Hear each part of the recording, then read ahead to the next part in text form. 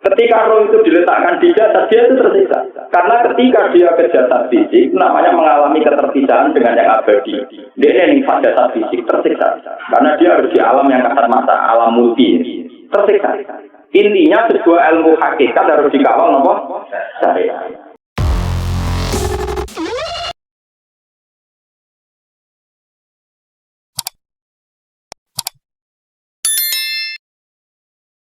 Kita punya trauma, entah itu fiktif, entah nyata, entah apa. Kita punya trauma kasus Siti Jenar.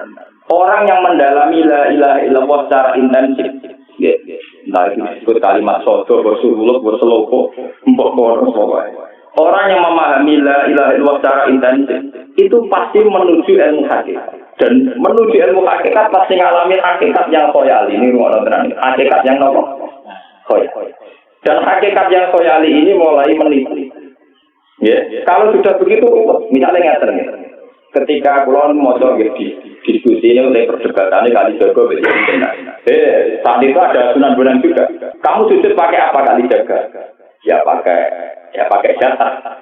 Dari netizen benar, daging kamu itu hanya onggokan daging. Nanti itu jadi bangkai. Dan setelah jadi bangkai itu habis. Kamu nanti ditulis Tuhan tidak termasuk yang sujud. Kebuat sujud itu bentar. Mikir kan? Rugi ke sujud bebaduk ke tanah. Jasad tentu ben konten. Orang-orang sing dirito kowe nak sujud mergo jasad itu mau sebenarnya dadi bang. Lah nek ngono sujud ning hakikat ora usah baduk, ora usah tangan, ora usah sikil yo rokem iku lho kon sujud be pangeran. Nak sujud be fisik rugi wong fisik sobaran. Mikir kali-kali.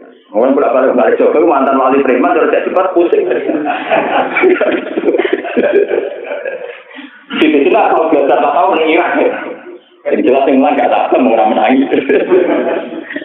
Wah, ini jadi perdebatan. Sehingga keyakinannya kayak Siti Jenar, la ilaha illallah itu ya wahdatul wujud itu innalillahi wa inna ilaihi.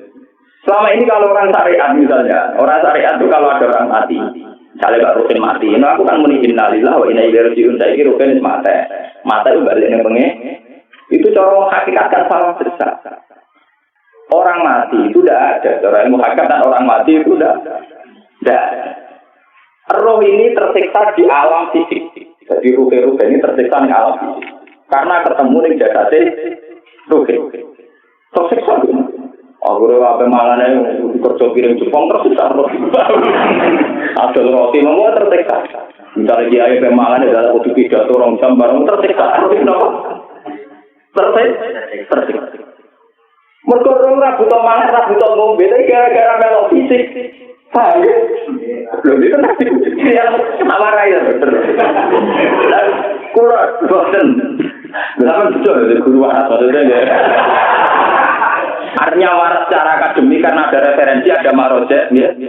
Waras secara hakikat. Kulo mau merasa sakit sambil dengan ilmu hakikat. Artinya saya juga mengalami ilmu hakikat. Lalu ketika sekarang hikam, wong atau muka sabar atau jadi ulama. Entah yang cerita ulama itu harus pernah muka sabar. Biar merasakan ilmu nopo ada. Tapi ilmu hakikat itu bisa dilogika. Belum sampai sekarang sudah ada. Paling tidak bisa sampai secara logika. Manusia itu mulai Nabi Adam sampai sekarang itu kan punya roh. Dan roh itu tidak makhluk. Dia roh itu tidak makhluk. Ketika roh itu diletakkan di jasad, dia itu tersiksa. Karena ketika dia ke jasad fisik, namanya mengalami keterpisahan dengan yang abadi. Dia ini pada jasad fisik tersiksa. Karena dia harus di alam yang kasat mata, alam multi. Tersiksa. Ketika dia tersiksa, melok rugen, akhirnya kemangannya kangelan, akhirnya lesu, mangan. Padahal roh tidak butuh mangan, perlu dicatat, roh tidak butuh. Nyurah butuh gunung kidul, akhirnya roh tidak butuh rakyat. Paham kan? Nyurah butuh putus cinta, butuh pegatan, roh butuh macam-macam. Paham? Tapi karena dia nempel jasad yang butuh mangan, butuh rabi, butuh wedoan, macam-macam. Akhirnya roh tersiksa. Suatu saat kalau roh ini dalam bahasa manusia mati, dalam bahasa manusia mati. Ini hakikatnya roh itu tidak mati, dia kembali ke habitatnya. Ini disebut innalillah. Kita ini dari awal ya dengan Allah. Wa inna ilaihi juga kemudian nanti kita pasti kembali ke Allah. Dan itu dia ini betul oleh orang waktu wujud. Jadi kalau roh mati itu ya tidak ada mati. Terus sekarang itu kembali karena sudah lama mengalami keterpisahan mergo melok fisik-fisik dari ono kerja dasinan, ono nggo proposal roh paham gitu. Kita di roh nopo melok. Lah roh tersiksa aku ra butuh mangan ya proposal kok ngalor. Itu tersiksa.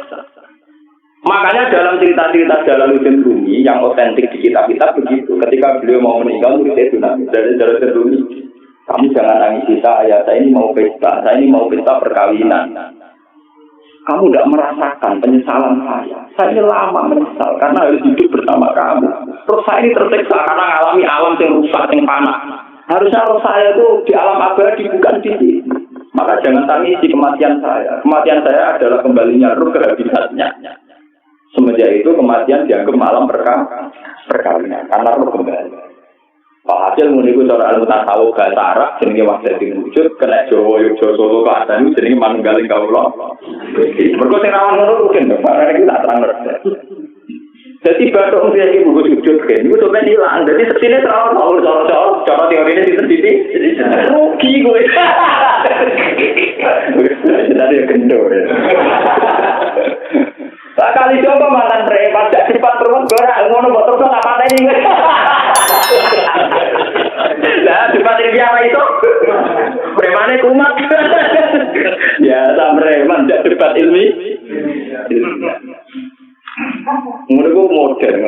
Kan iso kok ora salah bisa jadi Umar nih. Umar sahabat top, saya gak cepat atau milah patenane ya Rasulullah. Kayak iso dene ilmiah. Mantan preman pasar rukat terjadi sahabat tok debat yang milih mate ini wonten cerita wong Yahudi jalur keputusan bareng diputuskan Nabi cek mama ndak tenang keputusan ini dalam sengketa duniawi bariku tak kok ya Ali aku mau sowan ning Nabi Muhammad iki keputusan Nabi mama karo kowe ambek Ali iki keputusan persis kanjeng cek mama ngene tak Umar atau malah aku mau ning Muhammad ning Ali iki keputusan kok mama kalau kau piye, urusan duit. Entah dia mau buat apa? Uang diputus nanti ramah. Bahasa mati. Awe. Mereka mantan nopo. Cara mantan intelektual atau intelektual kan ya wajar nggak usah percaya nanti. Kan karena cara ahli sudah. Gak percaya, kan?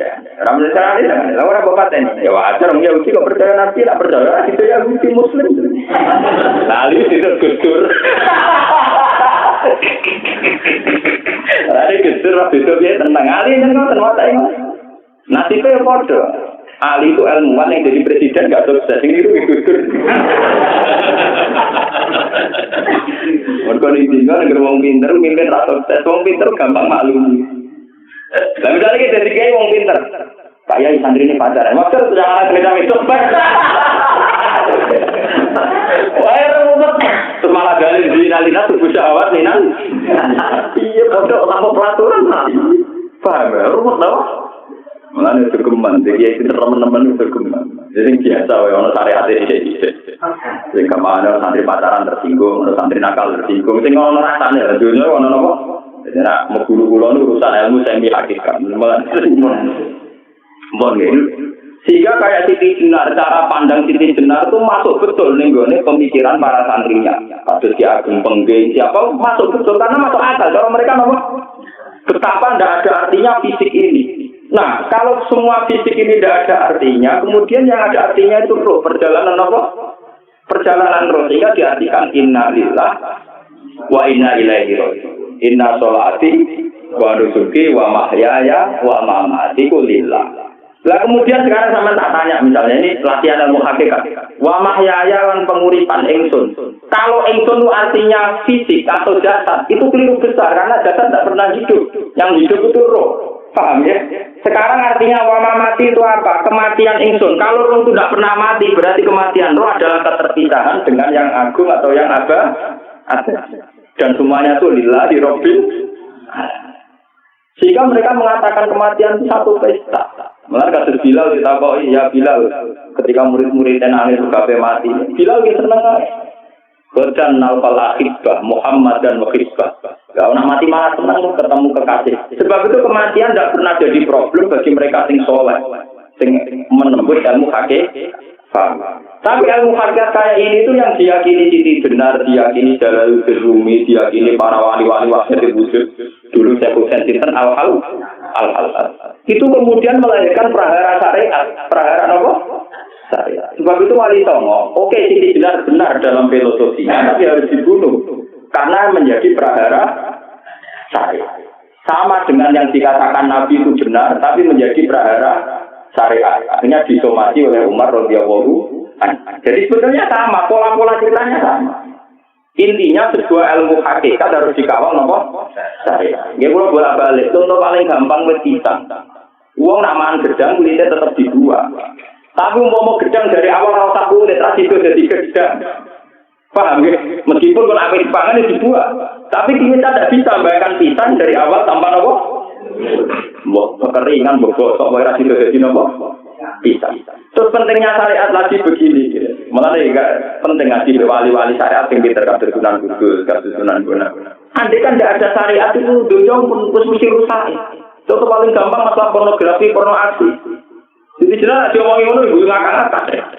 Dari pangeran wis besok, kan aku klambi pangeran ora tentara ya rasa klambenan. Ora ono gunane. Kalau yang paling penting itu nazoru, kenapa klambenan barang, wong klambenan ora pangeran tetap besok. Nyatane di jenar nak mulang ya coba kambinan nah ini udah ini ada nabi dengan benar. Nah aku percaya kabeh nazoru ora usah apa kambinan. Tetapi teori rasa kambinan itu digo tenan, mulane napa Dewisan aliran sesat ciri utama. Kira kambinan tenan. Lalu betul. Lalu tenang ini cerita, ini pentingnya ngaji ya. Bersama ngerti variasi riwayat, kemudian kita orang syariat harus kayak apa, kemudian kenapa menjadi aliran wahdatul wujud. Lalu kita ini ya, kita ini kan orang syariat. Memang kalau mana syariat itu ada, kok sampean sisi mesti ramah. Model itu ada di dua bingung, urip syariat itu apa? Dineng bojo wedi, dineng tangga wedi pengaruhnya menurun. Panjang orang syariat itu banyak kriminal tauhidnya itu memang jelas. Malah kiai-kiai pegel nak ketemu kiai-kiai ini setengah jaza pasti berkuasa nebak hati ini. Dia meriang, no? Sing kiai ora tahu sholat keramat padahal ngambungan wong. Sembunyi sholat pas waktu kok ora tahu keramat. Wong ape buah utang tanggane keramat apane? Sing kono ngawur sontoan pirang. Meriang oleh syariat enggak sedung hakikat napa? Malah cukuman di sedung syariat dengan itu bahaya. Nah, kalau buat dengar, sahabat jadi syariat dengan ramah. Bahaya sekali itu bagi perjalanan agak. Kalau sering ketemu kiai-kiai yang terkenal keramat di dua tur tiang-tiang hakikat. Ditantang kocok-kocok kalau wani, nah tantang aku tetap rawani. Mikir, karena orang yang sama-sama ke jalur hakikat tetap punya alamat, tetap wonten sima diuji benatari. Cara pandangnya mesti sama. Kalau nanti ketemu murid biarnya yang ikut aliran Siti Jenar. Dia ada sholat apa hidup di satu tempat gitu. Padahal dia bisa baca dia dulu pernah mondok di Mekah, pernah di dia meresahkan para kiai. Kemudian sebagian mereka minta saya sudah ketemu. Ya hasil ketemu pertama ya. Jenengan sebab. Tapi teman roh jenengku ternyata arane muka apa. Nggih biasa mawon. Kula ora kenal jenengan nggih kenal.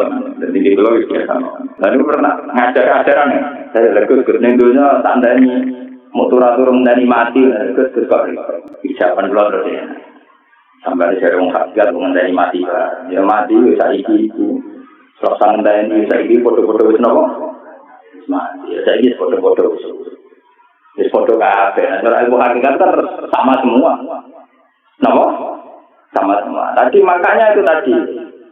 Kalau baleni lagi, logika hakikat itu begitu ya. Roh itu ditiupkan oleh Tuhan ke kita. Kemudian roh karena ikut alam fisik, alam jasad, roh ngalami yang kita alami.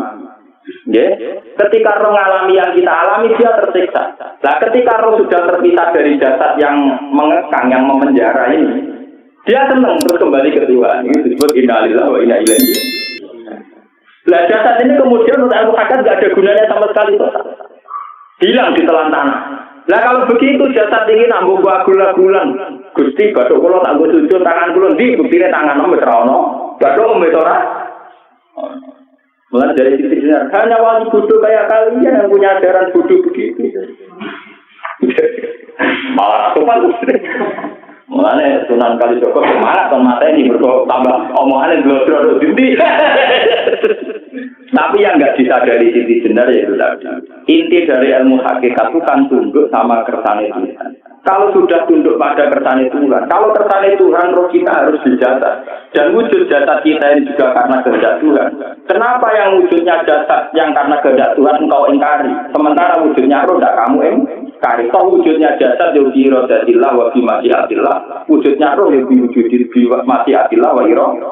Harusnya fungsi jasad juga harus kamu akui atau Siti Jenar. Wong sekarang kita punya jasad ya bukan karena kita, karena kehendak Allah. Kenapa kamu ingkari?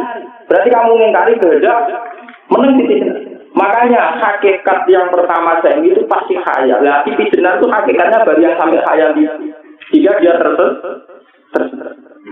Sebetulnya kalau sudah hakikat beneran itu tidak perlu khayal begitu.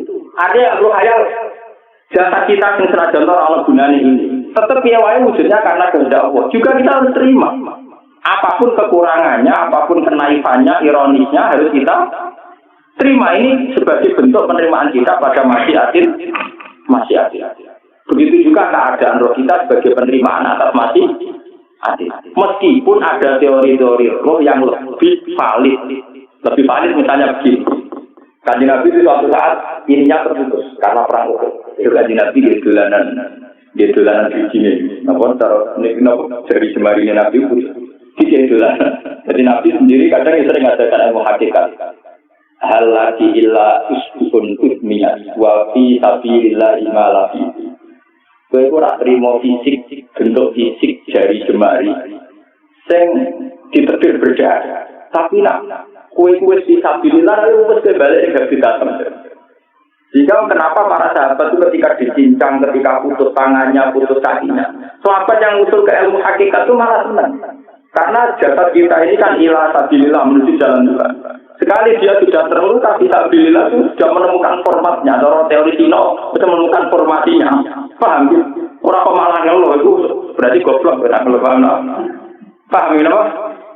Makanya Nabi berikan, ya itu sudah ketemu formatnya. Ketika rohnya para syuhada nanti kembali ke Tuhan, dia ketemu formatnya lagi.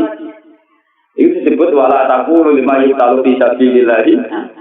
Dia tidak mati sesuai formasi Allah, yaitu roh kembali ke Tuhan dan jasad ikut mengawal. Lalu itu Nabi kadang pakai ilmu hakikat begitu. Mulai kalau bolak-balik masuk, kalau nunggu mulai umur selawe tahun nopo pinten, kalau ngasih dia ada penyakit dan ekstrim penyakit saya. Sampai saat ini kalau nak ngobat tidak lebih 50%, karena saya tetap berpikir, misalnya cara syariat dan berubah, tapi cara hakikat, apa betul keberadaan saya di alam ini penting, sehingga aku kepengen urip tak bila-bila ini ngantek anda atusan juta, jangan penting mati ikut bang urip. Lah ngono apa tak bila-bila ini, ngantek atusan juta. Jadi misalnya kita berubah ya mau, ya dari nabi kan berubah. Pokoknya kita Islam aja berubah kadang berapa? Sekali kamu mengamati dengan sisi hakikat, coba sekarang sama pikir, coba sekarang nggak pakai logika hakikat, pakai logika syariat saja. Saya ini misalnya asetnya 10 juta, misalnya, saya punya aset 10. Tapi misalnya aku rugen awal atau dipengaruh di masa depan sama ini, kalau kan sama ini secara teori di masa, misalnya pulau rugen, artinya kere di duit 10 juta aset. Tujuan saya sembuh kan supaya aku iso sembuh sehat, engkau iso kerja untuk anak. Tapi karena saya sakit nanti operasi dari 10 juta, operasi dari 10 juta. Wong aku repera mesti iso marisian. Apa mana nak 10 juta tak ada gue berubah, malah jelas saya iso marisi. Dan ngono penting matiku ya dibagi 10 juta. Karena itu diwaris langsung. Sementara anak aku mari dibiayai 10 juta, orang mesti mari 10 juta mesti artinya tidak ada jaminan kalau berobat itu secara fisik ke depan lebih baik. Soalnya malah nggak ada dunia, nggak jelas akibat positifnya. Misalnya tetap lumpuh, teori loh. Bapak artinya apa? Teori hakikat tetap lebih benar bahwa hidup itu tidak ada artinya, semua itu tidak ada artinya. Berobat apa berobat semuanya tidak ada teori loh gini. Sehingga kalau kita tengah-tengahnya, dia tengah-tengah. Kasus kalau misalnya lorong gitu berubah. Gusti separuh kalau melakukan syariat, tapi sebagai kalau lama peker, separuh kalau lakukan apa? Jadi kalau tetap buat ngarang status. Tapi orang-orang berubah kalau yang syariat. Tapi memang faktanya itu begitu. Cara kaji nabi kadang kaji nabi berubah. Kadang kaji nabi ini kita tersincang gede guyon. Wah lagi ilah usbuur utwiyat. Berapa putri jadi. Kamera malah. Nah, bukti bahwa jasad itu begitu tidak penting. Kayak Said Hamzah. Malah Said Hamzah nggak wahyu bentuknya karuan. Kalau teori Siti Jenar itu benar, teori Jalaluddin Rumi benar, benar teorinya loh. Orang-orang solatnya loh, orang-orang solatnya. Benar dalam analisis roh. Ketika Said Hamzah dinyatakan mati oleh manusia, oleh hukum manusia dinyatakan mati karena dia sudah bergerak. Dalam teori hakikat kan rohnya Said Hamzah sudah dikhawatir tuyur dan kudrin. Rohnya sudah diambil Tuhan, tidak mati. Paham ya? Ketika rohnya Said Hamzah sudah diambil, jasad ini sudah tidak punya rasa. Sekarang secara syariat kasat mata kita tahu, wong jasad tak diinfus, di sayat-sayat dioperasi orang kroso. Apa meneh saiki ruhe wis bisa. Lah jasad itu gampang dioperasi dibius saja terus tidak rasa. Apalagi rohnya sudah diambil. Nah saya ini bayangkan, ketika Sayyid Hamzah itu sudah di atas, ini kalau dulu wasir orang itu, lu kok baca igabus. Ketika jasad benar-benar tidak penting, kemudian jasadnya Sayyid Hamzah kan dicincang oleh wasi. Ketika rohnya sudah diambil kan Hamzah tidak merasakan. Berarti Sayyid Hamzah guyu-guyu wasi di pintu nih, igabus dicincang. Paham ya? Lu ini tenang. Artinya ketika pandangan manusia iba kepada Sayyid Hamzah karena dicincang, dimutilasi oleh wasi. Wasi tidak mengalami Pak Sinter, Sayyid Hamzah tidak mengalami apa karena rohnya sudah bersama Tuhan. Dan itu Sayyid Hamzah malah guyu-guyu wasi. Cek goblok gabut lebih cincang. Lah nak ngono mirip, makanya dalam hal ini itu dalam teori roh itu sebetulnya Siti Jenar tidak sesat dalam teori. Tapi jangan katakan itu penemuannya Siti Jenar. Siti Jenar itu terlambat. Sebelum itu ada Husain Al-Khallas, sebelum itu ada Jalaluddin Rumi, sebelum itu juga ada sahabat, ada nabi. Cuma cara aplikasinya Siti Jenar melenceng. Jadi jangan katakan kok kampus-kampus itu pendapat Siti Jenar itu malah goblok meneng. Siti Jenar itu sanut, Pak. Beliau kenapa? Nah, teori yang sama terjadi pada Yesus Kristus. Ketika Yesus misalnya secara lahir dicincang, dimutilasi, diapakan oleh orang Yahudi. Sebetulnya rohnya dia sudah bersama Tuhan, kembali ke Tuhan Bapa, atau Kristen. Nah, kalau Islam kembali ke pengenalan. Andai kan itu iya, ini ada masalah karena hakikatnya dia tidak dicincang, tidak dibunuh. Andai kan iya, tentu menurut Islam yang dibunuh sudah jelas siapa itu yang masih biasa. Tapi sama sebenarnya teorinya sama, kalaupun dia tidak ada masalah. Oke, kalau misalnya Nabi Isa karena ada kontroversi menyangkut dia atau tidak. Sekarang yang Zakaria dan ya Zakaria itu dicincang betul oleh orang Yahudi, matinya dimutilasi. Tapi dia tidak apa-apa, karena ketika beliau dicincang, rohnya sudah diambil. Ini rumah tenang, benar untuk sendiri mati paham kan? Jadi maksudnya ini pelajari, mati itu tidak problem. Jadi kalau urut mesti. Dan ini bersamaan paham ya. Kaitan la ilaha illallah ini nanti semuanya sama kaitan sama apa? La ilaha illallah. Ini nanti ujungnya sama dengan la ilaha illallah. Begitu juga seterusnya. Misalnya Yahya kalian cinta Zakaria. Ketika Tuhan ditanya, jadi tenggene alam-alam itu pengiran ditakok, ya Allah, Yahya dan Zakaria itu kan hamba pilihan engkau. Ketika dicincang jenengan biarkan. Endi Yahya Zakaria di sini. Aku itu ora goblok dari pengiran.